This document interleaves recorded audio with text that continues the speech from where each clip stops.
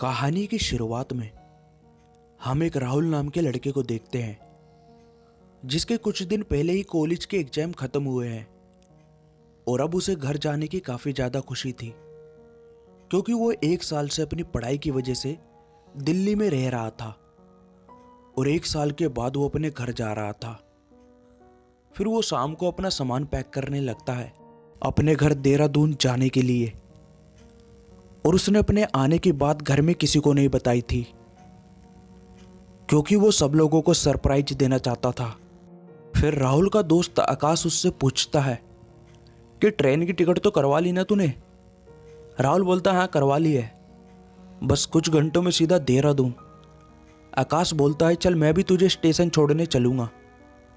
फिर उसके बाद राहुल और आकाश स्टेशन पहुंचते हैं और उस समय रात के करीब 11 बज रहे थे और कुछ देर के बाद राहुल की ट्रेन भी प्लेटफॉर्म पर आ जाती है और आकाश राहुल का सामान ट्रेन में रखवाता है। फिर वो राहुल से कहता है अरे यार राहुल, ये ट्रेन आधी से ज़्यादा खाली क्यों है, एकदम सन्नाटा सा है। राहुल कहता है हाँ क्योंकि ये पंजाब से चलती है ना, इसलिए यहाँ तक आते आते खाली हो जाती होगी, पर मेरे लिए तो सही है ना, पूरे कंपार्टमेंट में आराम से बैठूंगा। आकाश कहता है हाँ ये भी सही है, और अगर तेरी किस्मत अच्छी हुई तो क्या पता कोई खूबसूरत लड़की तेरे पास आके बैठ जाए, फिर तू और वो क्या बोलता है। फिर दोनों हंसने लगते हैं और राहुल कहता है क्या यार तू भी कुछ भी कहता रहता है। आकाश बोलता है चल मैं चलता हूँ। फिर राहुल उसको ट्रेन के बाहर तक छोड़ने आता है और फिर वो अंदर आता है तो वो देखता है एक खूबसूरत सी लड़की उसकी सामने वाली सीट पर सामान रख रही होती है, पर उसका बैग थोड़ा भारी था इसलिए वो उससे उठ नहीं रहा था। फिर राहुल बोलता है जी लाइए मैं कुछ हेल्प कर देता हूँ। वो लड़की राहुल को थैंक यू बोलती है, पर वो बैग सच में ही भारी था। राहुल को भी उस बैग को रखने में तकलीफ हो रही थी, पर वो कैसे ना कैसे उसको रख देता है सीट पर। फिर उससे बोलता है अरे आप इस बैग में दिल्ली से पत्थर लेके जा रही हो क्या।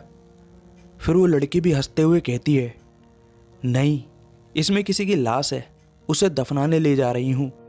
उसके बाद दोनों हंसने लगते हैं, पर राहुल कहता है अच्छा मजाक कर लेती हो तुम। फिर वो लड़की बताती है मेरा नाम मलिका है। फिर दोनों आपस में बातें करने लगते हैं और रात के सफ़र में राहुल को भी काफ़ी मज़ा आ रहा था और वो मलिका की तरफ आकर्षित हो रहा था। मलिका राहुल से एक सवाल पूछती है कि तुम्हें किस तरह की मौत पसंद है, ट्रेन से कूद के या बैग में काट के डालूं। यह सुन के राहुल बहुत हैरान हो जाता है और घबराते हुए कहता है ये तुम क्या कह रही हो। फिर मलिका हंसने लगती है और कहती है अरे मैं तो मजाक कर रही थी। उसके बाद मलिका राहुल से कहती है मैं जरा वॉशरूम होके आती हूँ। राहुल कहता है ठीक है। फिर मलिका वॉशरूम की तरफ चली जाती है। तभी राहुल भी मुंह हाथ धोने की सोचता है। रात का सफर था, उसे भी नींद आने लगी थी और वो भी वॉशरूम की तरफ चला जाता है। फिर वो मलिका को ट्रेन के गेट पर खड़ी देखता है। उसके बाल तेज हवा में लहरा रहे थे। राहुल उसको सावधान करने के लिए उसके पास जाने की कोशिश करता है, लेकिन तभी वो देखता है मलिका ने एक आदमी को चलती ट्रेन से नीचे फेंक दिया था, जिसको देख राहुल की चीख निकल जाती है। जब मलिका पीछे मुड़ के देखती है तो उसके चेहरे पर और कपड़ों पर काफी सारा खून लगा हुआ था और उसके हाथों से भी खून बहे जा रहा था। यह सब देख राहुल बिल्कुल सुन पड़ गया था। जब उसने होश संभाला तो वो डर के मारे वहां से भागने लगता है और चिल्लाता है कोई है यहाँ पे जो मेरी मदद कर सके, यह लड़की मुझे जान से मार देगी, बचाओ मुझे। लेकिन उसके कंपार्टमेंट में कोई भी नहीं था, एकदम वीरान और खाली पड़ा था। फिर भी राहुल भागे जा रहा था। तभी अचानक से मलिका उसके सामने आ जाती है, खून में सनी हुई, जिसे देख राहुल काफी डर जाता है और वो मलिका से कहता है प्लीज मुझे मत मारो, मुझे जाने दो, प्लीज। मलिका कहती है, जब तक ये ट्रेन नहीं रुकेगी तुम कहीं नहीं जा सकते। वैसे भी तुमने कहा था ना, मैं अच्छा मजाक कर लेती हूँ। चलो आओ ना, बैठ के बातें करते हैं ना। और राहुल को तो जैसे यकीन ही नहीं हो रहा था कि उसके साथ ये सब हो रहा है। और जैसे ही वो मलिका से कुछ कहने को जाता है, तभी ट्रेन एक टनल में पहुंच जाती है और ट्रेन में और भी ज़्यादा अंधेरा हो जाता है।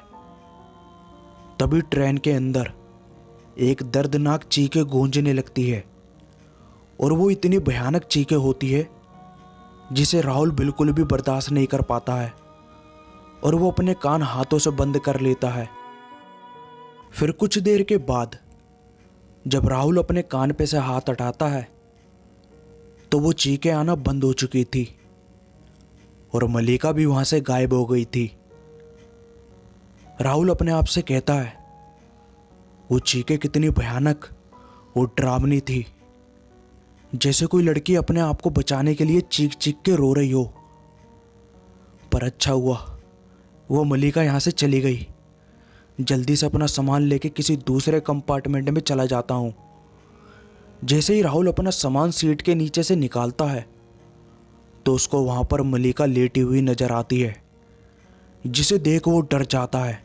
और तभी पीछे से वहाँ टीसी आ जाता है और राहुल से कहता है, अपनी टिकट दिखाओ। लेकिन राहुल के चेहरे पर साफ साफ डर नजर आ रहा था। टीसी उससे कहता है फिर, अरे भाई खड़े क्या हो, जल्दी से अपना टिकट चेक कराओ। राहुल डरते हुए टीसी से कहता है, सर वो मुझे। टीसी कहता है, अरे जल्दी बोलो, मुझे दूसरों की भी टिकट चेक करनी है। राहुल कहता है, सर मुझे किसी और कंपार्टमेंट में शिफ्ट कर दो प्लीज़, यहाँ एक लड़की की आत्मा भटक रही है। टीसी कहता है, अरे ये क्या कह रहे हो, ऐसा नहीं हो सकता है, और पूरा कंपार्टमेंट खाली है, आराम से बैठो यहाँ। पर राहुल टीसी से बहुत रिक्वेस्ट करता है। टीसी बोलता है, ये आजकल के बच्चे भी ना भूत की फिल्में देख के खुद ही डरने लगते हैं, चलो आओ मेरे साथ। राहुल अपना सामान उठा के टीसी के पीछे चल देता है और दूसरे कंपार्टमेंट के बाहर जाके दोनों रुकते हैं। टीसी राहुल से कहता है, तुम यहाँ रुको, मैं देखता हूँ कोई सीट खाली है तो। राहुल टीसी को थैंक यू बोलता है, लेकिन तभी वहाँ मलिका आ जाती है। राहुल उसको देख काफ़ी घबरा जाता है और बोलता है, मैंने तुम्हारा क्या बिगाड़ा है जो तुम मुझे मारने पर तुली हो। तब मलिका कहती है, मैंने भी किसी का कुछ नहीं बिगाड़ा था, मुझ पे भी किसी ने रहम नहीं खाया था और मुझे मार के यहाँ फेंक दिया था। मेरे पूरे शरीर को नोच दिया था उन लोगों ने।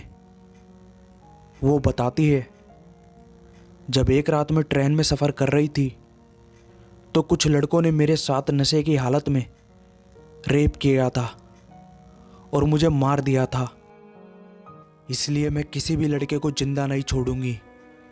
और जोर से चीखते हुए राहुल को भी ट्रेन से फेंक देती है। थोड़ी देर बाद टीसी आता है तो वो राहुल को इधर उधर देखता है, पर वो तो मर चुका था। टीसी को लगता है शायद किसी और कंपार्टमेंट में चला गया होगा और वो वहां से चला जाता है। तो दोस्तों, ये कहानी आपको कैसी लगी हमें कमेंट करके जरूर बताएं और वीडियो को लाइक और चैनल को सब्सक्राइब जरूर करें। मिलते हैं अगली कहानी में।